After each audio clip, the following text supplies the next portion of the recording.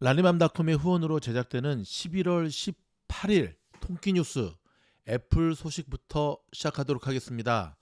오늘 주식시장에서 가장 주목받는 세 종목이 있었는데요.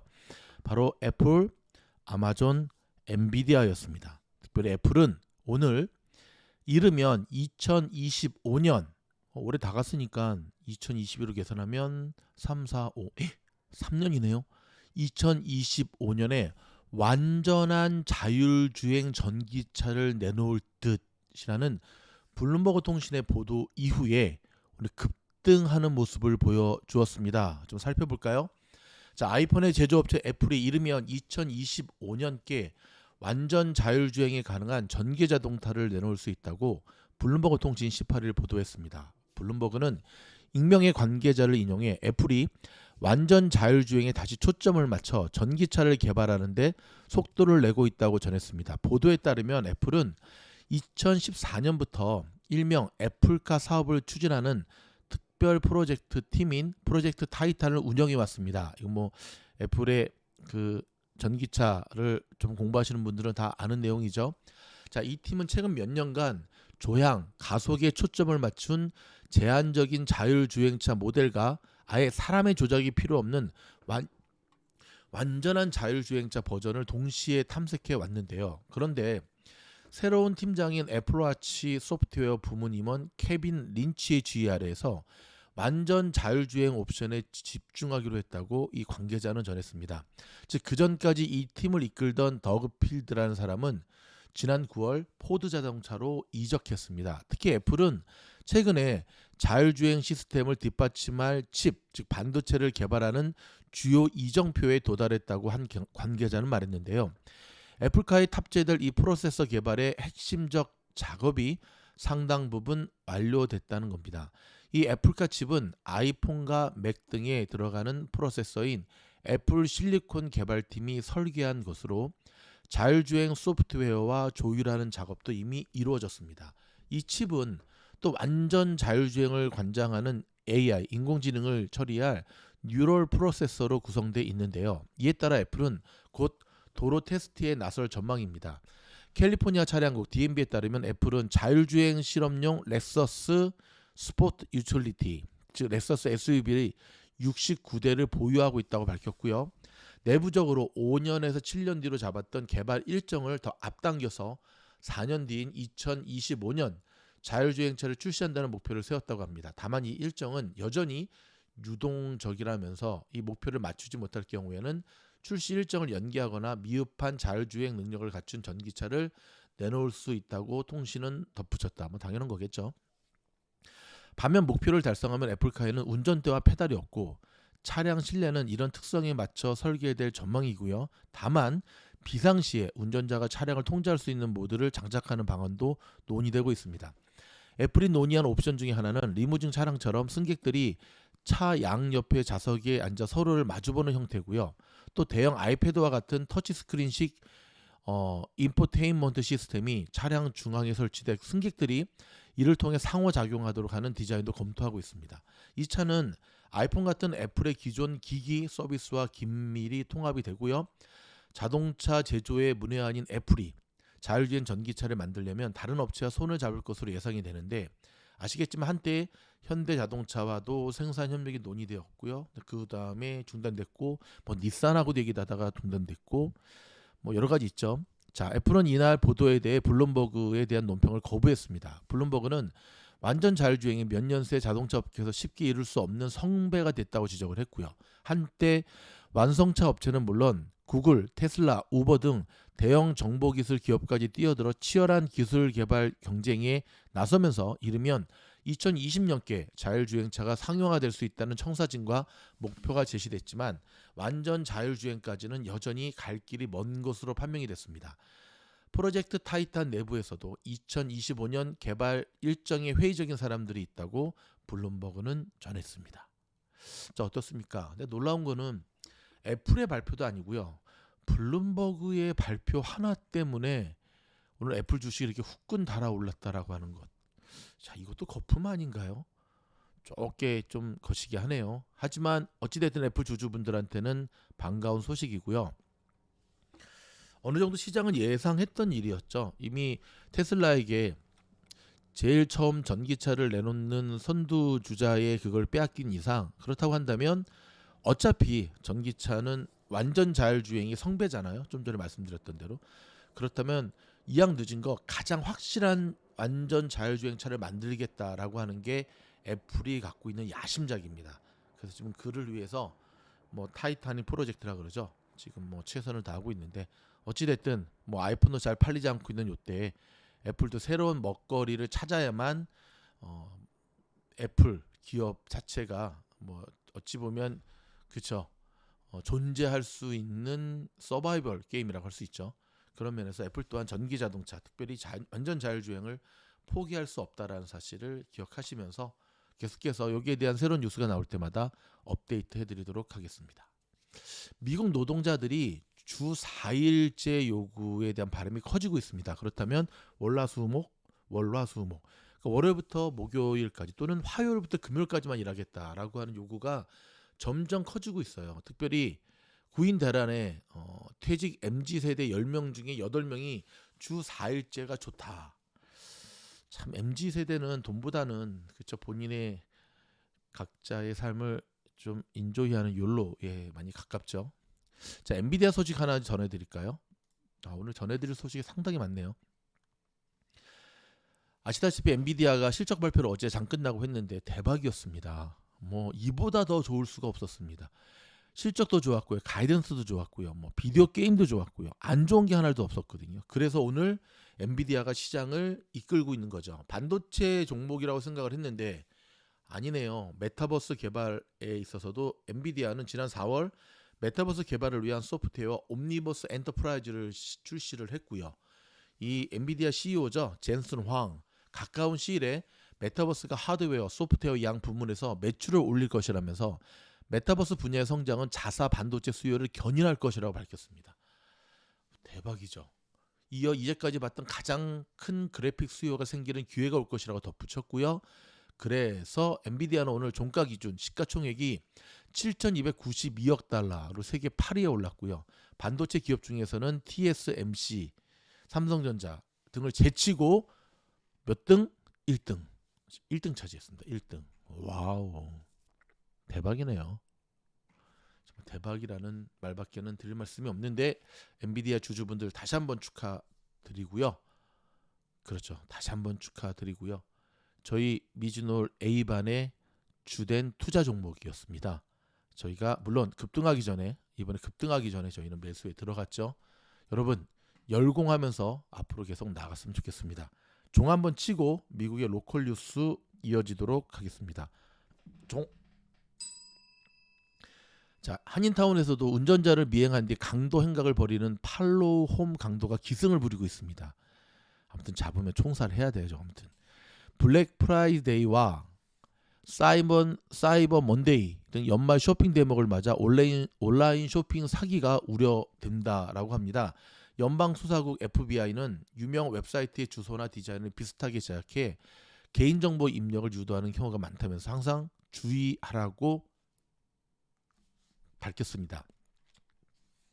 캘리포니아 주에서 이제 모든 성인들은 코로나 백신 부스터샷을 맞을 수 있지만 마이턴 웹사이트에서 예약하기가 어려운 것으로 나타났습니다. 이에 따라 주정부는 웹사이트를 업데이트해서 오늘부터 쉽게 예약해 부스터샷을 접종할 수 있게 했습니다. FDA가 조만간 모든 전국 성인들을 대상으로 화이자 백신 부스터샷을 허용할 전망인데요.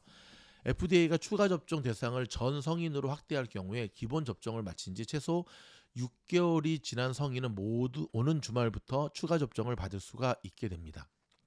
LA시가 코로나로 목숨을 잃은 소중한 사람과 코로나 확산 저지, 피해 복구에 힘쓴 모두를 기억하고 추모합니다. 오늘부터 20일까지를 코로나 추모 기간으로 정하고 촛불 점등과 포스터 부착 등의 행사를 진행합니다. 캘리포니아 주 예산이 상당한 정도로 초과된 것으로 나타났습니다. 주 예산이 이렇게 초과된 것은 세수가 너무 많이 거쳤기 때문으로 이에 따라 납세자들에 대한 환급이 가능성이 높아졌고요. 주정부 지출에 대한 제한이 필요한 것으로 조사가 되었습니다. 바이든이 더 나은 미국 재건 법안의 하원 가결이 초읽기에 들어간 것 가운데 3살과 4살에 대한 무상 프리스쿨 교육이 실시되면 어린이 600만 명에 1인당 연 1만 달러의 교육비를 투입하게 될 것으로 나타났습니다. 미국 최대 약국 업체인 CVS 헬스가 앞으로 3년에 걸쳐 900개 매장의 문을 닫기로 했습니다. 이는 소비자들이 온라인 쇼핑으로 옮겨가는 데 따른 조치로 CVS 헬스는 디지털 성장에 보다 초점을 맞출 전망입니다. 이제 로컬 약국을 볼 날도 얼마 안 남았네요. 야, 그러면 예전에는 이제 건물주, 그렇죠? 조물주 밑에 건물주라고 했는데, 건물주 분들 요즘 굉장히 수심이 깊어진 거 아시죠? 왜냐하면 뭐 자리가 텅텅텅 비게 되는 일들이 계속 이어지고 있거든요. 자, 각주 검찰단이 페이스북의 자회사인 인스타그램이 어린이들에게 유해한 플랫폼 환경을 제공했다는 혐의로 수사에 들어갔습니다. 인스타가 젊은 층에게 우울증과 섭식장애, 극단적 선택 등 신체, 정신건강을 위협한다는 자체 연구 결과가 있음에도 수익 창출을 위해 별다른 조치를 하지 않았다는 내부 고발이 나와 논란이 일고 있습니다.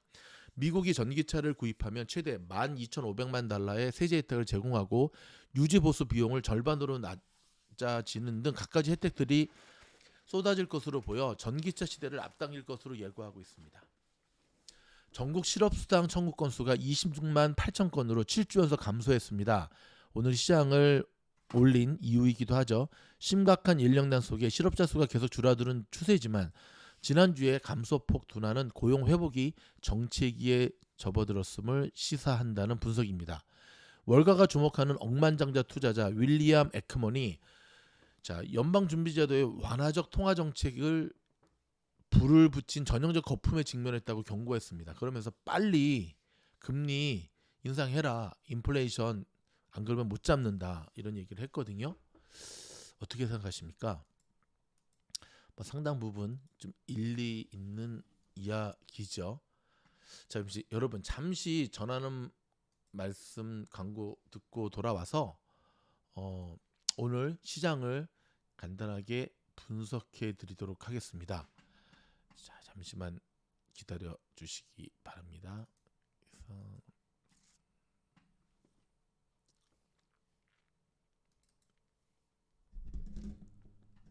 울산에 살고 있는 은희입니다.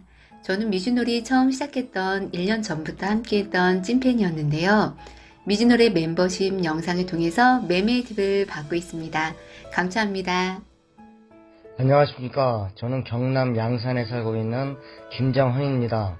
미즈노를 처음 시작했던 6개월 전부터 왕팬이었습니다. 미즈노 멤버십 영상을 통해서 엄청난 도움을 받고 있습니다. 여러분들 환영합니다. 어서 오세요.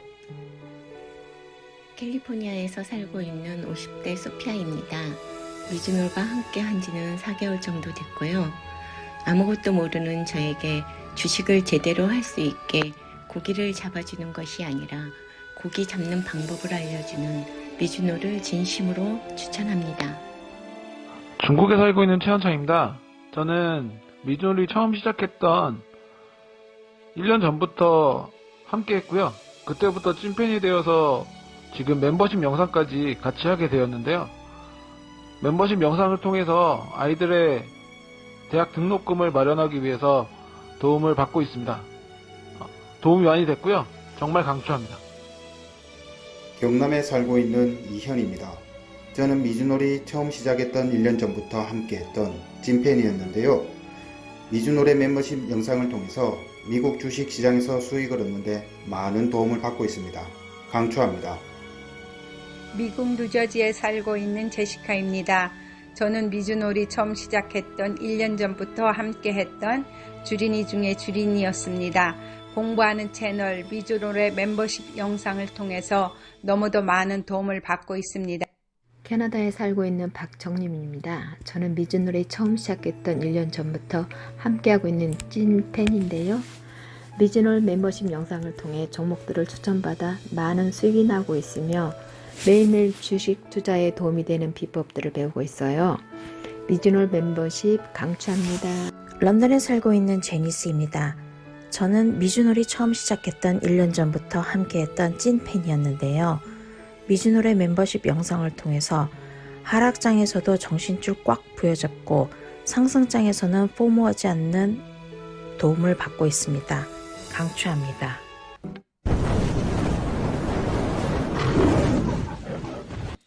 예, 많은 미즈노 가족분들이 제가 물론 부탁을 드렸죠. 그랬더니 정말 아마추어 냄새가 팔팔팔팔 풍기는, 하지만 진정성이 많이 느껴지죠. 그렇죠? 미즈놀 멤버십에 가입해야 되는 이유를 남겨주셨는데요. 지금도 굉장히 많은 분들이 가입하고 계십니다. 특별히 종목 상담을 위해서는 본인이 갖고 있는 그러면은 미즈놀의 우주 여행 멤버십을 가입하셔야 되고요. 그런 다음에 가만히 있으면 안 되시고 라니맘닷컴의 채팅창으로 본인의 성함, 그러니까 연락처를 남겨주시면 네, 저랑 개인 카톡으로 연결을 해서 제가 상담해 드리고 있습니다. 시장이 지금 계속 잘 가고는 있지만 이 상담을 제가 해드리면서 느낀 것 중에 하나가 의외로 시장은 잘 가는데 우리 주린이들의 계좌는 그닥 불어나지 않는 이 엄청난 괴리감의 모습을 제가 보게 되거든요. 주식이 이렇게 이론과 실제가 너무나 큰 갭을 갖고 있기 때문에 그렇습니다. 이해되시죠? 제가 종종 그런 예를 드는데 머리로 운전하는 것을 항상 어릴 때부터 봤던 아이에게 운전은 되게 쉬워요. 하지만 중학교, 고등학교 때부터 미국 운전을 할 수가 있잖아요. 근데 막상 운전대 잡으면 굉장히 긴장이 되죠. 근데 주식 투자는 더 심한 것 같아요. 어찌 보면 그 갭을 줄이는 데 있어서 굉장히 도움을 받을 수가 있습니다.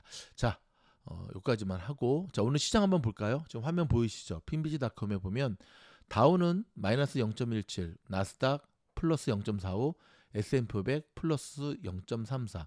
빅테크 주들이 시장을 이끈 하루였습니다. 특별히 아까도 말씀드렸지만 애플, 아마존, 엔비디아가 시장을 이끌었는데요. 와우, HD, 홈디포도 굉장히 좋았네요. 자, 간단하게 한번 요약을 해볼까요? 예상을 웃도는 기업 실적이 오늘도 주식시장의 주식시장을 이끄는 자료가 되었습니다. 백화점 업체 콜스의 주가가 예상을 웃도는 실적에 10.66% 급등했고요. 엔비디아도 기대 이상의 실적에 8.25% 상승했습니다. 자, 백화점 메이시스 역시 연간 이익 전망치를 상향 조정하고 전자상거래 부문 분사 가능성을 언급하면서 21.11% 급등했습니다. 자, 소비자는 예상보다 강하고 이것은 국가 전체에 좋은 소식이라면서 강한 소비자는 강한 경제 회복을 반영한다라고 강조를 했고요. 다만 이제 인플레이션이 문제잖아요. 하지만 요즘 시장 투자자들은 자, 연준이 뒷북을 칠 것을 우려하고 그들은 인플레이션이 더는 일시적이지 않다고 말하면서 이것은 시장이 이전의 상승분을 소화하는 이유일 수 있다라고 설명을 했는데요. 어찌됐든 시장에서는 더 나은 재건, Build Back Better 법안 통과 가능성도 주시하고 있습니다. 낸시 펠로시 하원 의장은 1조 7,500억 달러 규모의 해당 법안을 이르면 이날 표결할 수 있다고 발표했습니다. 고용지표가 굉장히 긍정적으로 나왔습니다. 미국의 노동부는 지난주 신규 실업수당 청구 건수가 26만 7천 건으로 직전 주보다 1,000건 정도 줄어들었다 나왔고요. 종목별로 보면 시스코 시스템은 분기 매출이 예상치를 하회할 것이라고 예상하면서 5.51% 급락했습니다. 자, 진로의 주가가 캐시가 대량으로 팔았다는 소식에 다시 한번 최저치로 하락하는 모습을 보였고요. 상장 직후 5거래일 연속 랠리를 이어가던 리비아는 오늘도 15.5% 어제 이어서 빠지면서 이틀 연속 약세를 보이고 있습니다. 애플은 좀 전에도 알려드렸듯이 2025년 완전 자율 주행차를 공개할 것이라는 블룸버그 통신의 보도 이후에 2.85% 급등하는 모습을 보였습니다. 향후 3년간 900개의 점포를 없애겠다고 밝힌 CBS의 주가가 2.86% 내렸을까요? 올랐을까요? 당연히 올랐죠. 왜냐하면 그만큼 기업 입장에서는 그렇죠. 손해분을 하니까. 자, 월가의 공포지수 분리호는 시카고 옵션 거래소 변동성 지수는 1.93% 오른 17.44를 기록했습니다. 자, 이외에 몇 가지 좀 뉴스들이 있지만 오늘 대략적인 중요한 것 몇 가지 접혀드렸고요. 좀 더 자세한 시장 분석의 영상은 조금 후에 바로 시장을 해보아라 멤버십 영상에서 다루도록 하겠습니다. 여러분 수고하셨습니다. 내일 뵙겠습니다.